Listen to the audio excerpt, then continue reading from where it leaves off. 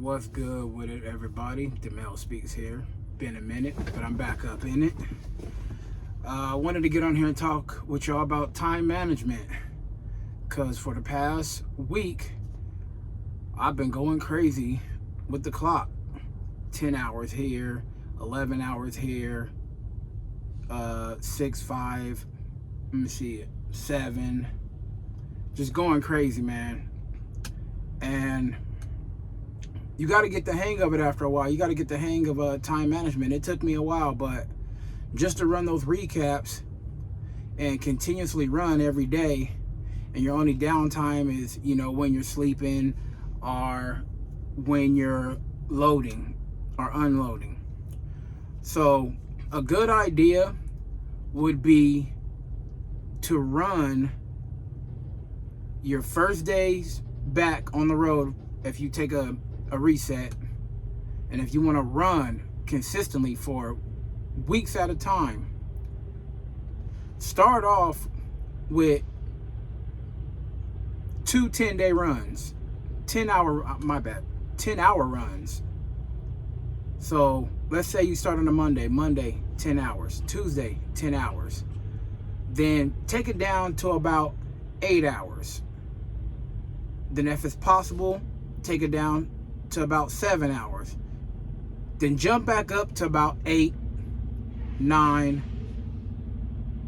And if you can, your last 2 days, which get you to your 8th day, when your time jumps back to when you first started, I say maybe do a 9 and a 4, give or take. Don't overdo it if you don't have to. You want your 7th day going into your 8th day to at least help you build as much time as possible to get back moving, so you can hit those 9s and 10-hour days again. So on my clock, I have 10, 11, which I messed up on, another 11, matter of fact, 11 and a half hours. Then it went down to 7, 6, 5, 7 and a half, and another 5. What I messed up on was that 11. That 11 messed me up. Matter of fact, those two 11s, it was like 10:58 and 11:23. If I would have, not ran so hard and just did 10, my 7th to 8th day would have been pretty nice. So these hours are driving and load, unload, post and pre-trip. Sometimes you got to get in the hang of being like, I have time, so I'll do the rest of the run tomorrow. So with 10 hours of driving, you can get, I say, about 600 miles, depending on where you're at. You can get more depending on the state. California, we're doing 58 to 62 miles an hour. They say 55, so you calculate it at 55, but you're going to drive more. But thankfully, the cops don't really mess with you when you're going 60 to 62. Now, in other states like Arizona, Nevada, you can go 65, depending on the area, depending on if it's city, things like that. Oregon is 65, but you're dealing with hills, so if you have heavy load, that's what takes up time too. Going up those hills and you're carrying, 35, 40,000, you're going up the hills at 35 miles an hour. So you got to calculate that in too. So your best bet to never have to do a reset and continuously make money on a daily basis, if your job if your dispatch gives you the right amount of miles, try and do the 10 hours. If you know you're only going to be driving, do 10. If you know one of those days is going to be that unload, I say do 9, 8.5. Don't push it every day. Just some days just kind of coast it, because when you're driving, you're gonna have time. You're gonna get to places early. You might deal with some traffic depending on the area. That's what, you know, slows your time down too, is those traffic days, especially in Southern California. On the 10, on the 210, you deal with a lot of traffic pretty much all day long until it's midnight, or that's about it. I've driven in the LA area, Long Beach area, all that, and it's traffic all the time unless it's in the middle of the night.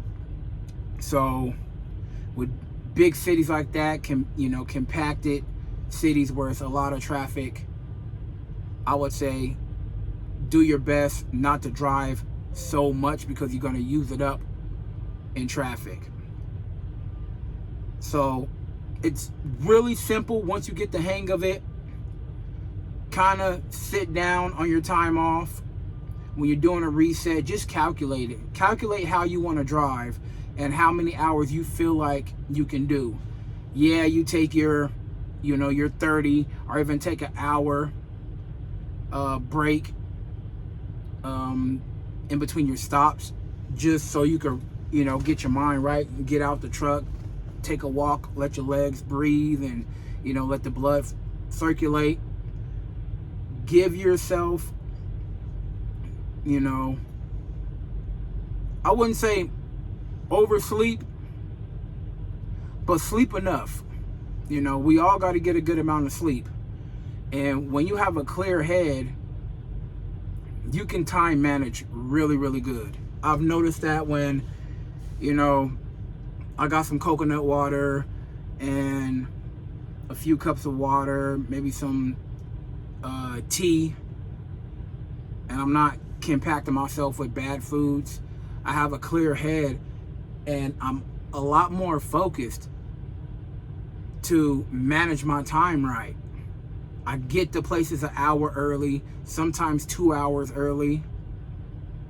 We have that split break now, so you can go ahead and drive as much as possible,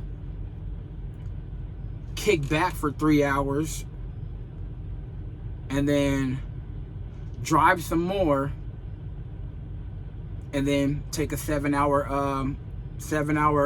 DOT rest break, and then get it pushing again. So it gives you the freedom to get to a place early and get as many miles as you can in, and really manage your time right. So right now, I'm just building hours.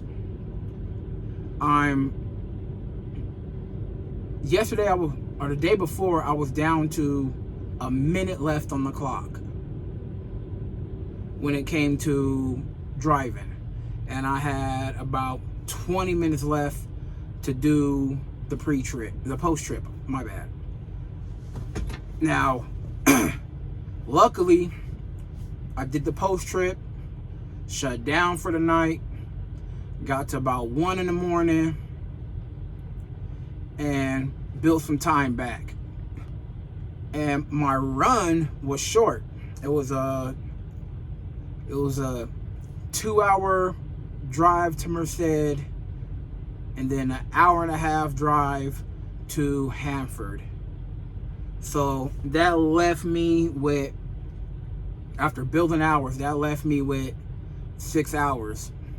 So what I did, since my load isn't ready until tomorrow, pulled up to a truck stop and shut down. And I'm gonna start driving again about 1 in the morning. Now that gives me my time back, so that'll take me up to 16 hours. And I'm only gonna drive about 2.5 hours away from the shipper. So that takes it down to 13.5 hours. Then I'm gonna kick back again because I don't have to be at my next destination until, oh man, the 24th, I believe. So that gives me time to build up more hours again. And it's maybe a 3-hour ride from where the shipper's at. So that's just me taking it slow, building time back. And you'll get a hang of it after a while. You'll get the hang of just running on recaps consistently. But when you're out here trying to make buku money and just go all out and build those weekly checks up, you're gonna slip up a little bit, but you gotta just be like, you know what? I want to keep running. I don't want to have to shut down at a truck stop for 34 hours and literally waste 2 days sitting at a truck stop in my truck when I can be at home doing my 34. And that's what I've arranged. I've arranged for myself to run recaps and only do my 34 when I'm at home. And it seemed to be going pretty good. If I'm able to, or if I want to run an extra week, I've been given the ability to run off recaps. If they ask like, hey, you wanna sit down for 34? Nah, I'm cool. That's what I told them. Nah, I'm cool. I'll build hours. I'll take my time. I'll get to my destination on time, if not a little bit early, and just build my hours back up and do one more week. And then I'll go home and be home for 2.5, 3 days. Because those 2.5, 3 days of being home, you're just losing money. But you know you need a break, especially if you have a home, you're paying bills at a place that you're not at. You want to go enjoy it. That's why you manage your time right. So you're not sitting around at a truck stop not making any money. You're running every single day, keeping time on your clock, not having to worry about doing a 34-hour reset, not having to worry about when your next load is gonna come. You have the hours to continuously run. And that's what time management does. So we have enough time once we shut down to get a good 7-8 hours sleep, unless you're doing a split break, to just take 30 minutes and get a pen and pad and write down, okay, I want to drive this much. This will get me here, 55 miles an hour. I can go this far on 55. If I hit, don't add in the 60, don't add in the 62 miles an hour if you're in a state where you're only going 55. Just manage with the 55 and you'll see that you're doing more than what you've planned to, and that makes it a whole lot better. You'll see that you could be at stops hours, even days ahead of time, and kick back and manage your route out of that city, manage your route out of that state, and still have a good amount of time left on the clock. I learned it the hard way when I first started. I ran out of time all the time because I was running 11, 11, 10, 11, 11, 10, 5. And I'm like, man, I don't got nothing left. 34-hour reset. Boom, doing it again. I'm like, man, I just kept on doing it. Thinking like, I'm going to just run. No. I messed myself up. It was so many weeks of me just sitting around because I was just consistently running the clock out every single day to 10:58, 10:59 on the clock. And all it did was keep me away from family. All it did was make me lose 2 days of running. Now that I have the hang of it, now that I know how to manage my time right, it's just an easy process. And it's something any and everybody can do. It just takes a minute. to understand the clock. It takes a little bit of just sitting down for a second and managing your time right.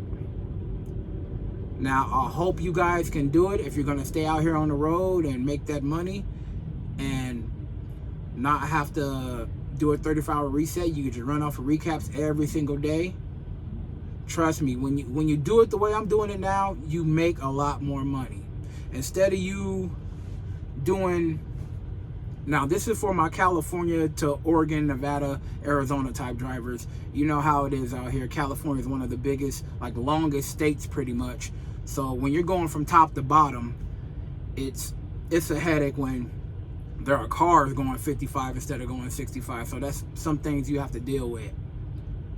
That's why I manage everything at 55 miles an hour, and I appreciate the extra miles that I get by driving a little bit faster than, you know, the speed limit.